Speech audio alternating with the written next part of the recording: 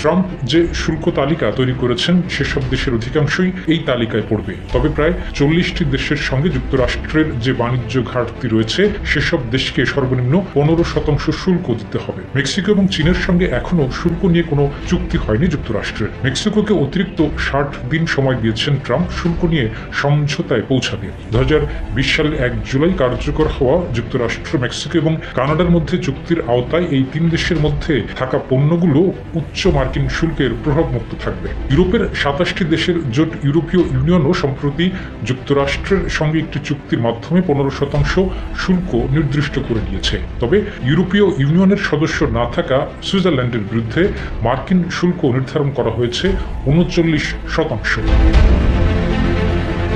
মার্কিন president Donald ট্রাম্পের আক্রোশের শিকার হয়েছে কানাডা। 7 আগস্ট থেকে বিশ্বের বিভিন্ন দেশে ট্রাম্পের আলোচিত পারস্পরিক শুল্ক বা রেসিপ্রোকাল ট্যারিফ কার্যকর হতে যাচ্ছে। তবে ট্রাম্প 1 আগস্ট থেকেই কানাডার উপর বাড়তি শুল্ক আরোপ করেছেন। কানাডার উপর যুক্তরাষ্ট্র নতুন যে শুল্ক যোগ করেছেন তাতে আগের 25% থেকে শুল্ক বাড়িয়ে করা হয়েছে 35%। ট্রাম্প জানিয়েছেন, অবৈধ ঔষধ যুক্তরাষ্ট্রের বাজারে প্রবেশ ঠেকাতে সহযোগিতা করতে ব্যর্থতার জন্য কানাডার বিরুদ্ধে কঠোর হয়েছে যুক্তরাষ্ট্র।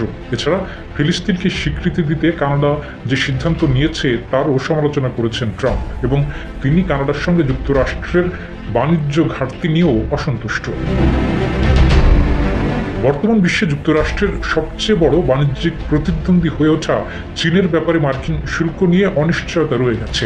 2 এপ্রিল ট্রাম্প যখন বিশ্বব্যাপী ব্যবসায়িক অংশীদারিত্বের কারণে শুল্ক আরোপের ঘোষণা দেন, এরপর চীনের সঙ্গে শুল্ক নিয়ে বিবাদ শুরু হয়। এক পর্যায়ে চীনের জন্য মার্কিন শুল্ক গিয়ে পৌঁছায় 145%, যখন মার্কিন পণ্য আমদানিতে চীন পাল্টা 125% শুল্ক যোগ করে।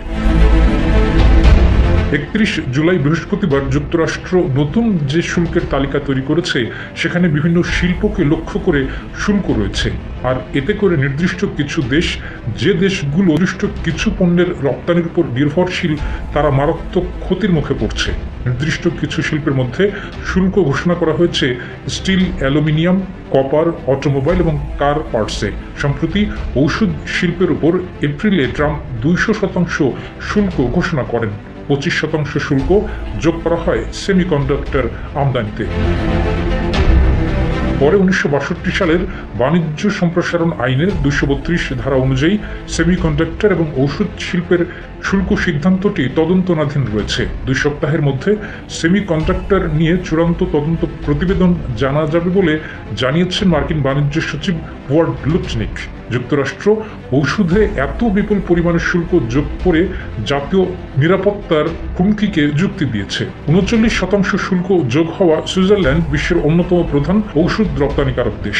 যুক্তরাষ্ট্রের সঙ্গে 2024 সালেও দেশটি 88.4 বিলিয়নের ঔষধ বাণিজ্য করেছে। আলোচনার পরও সুইজারল্যান্ডের উপর মার্কিন অতিরিক্ত শুল্ককে দুঃখজনক বলেছে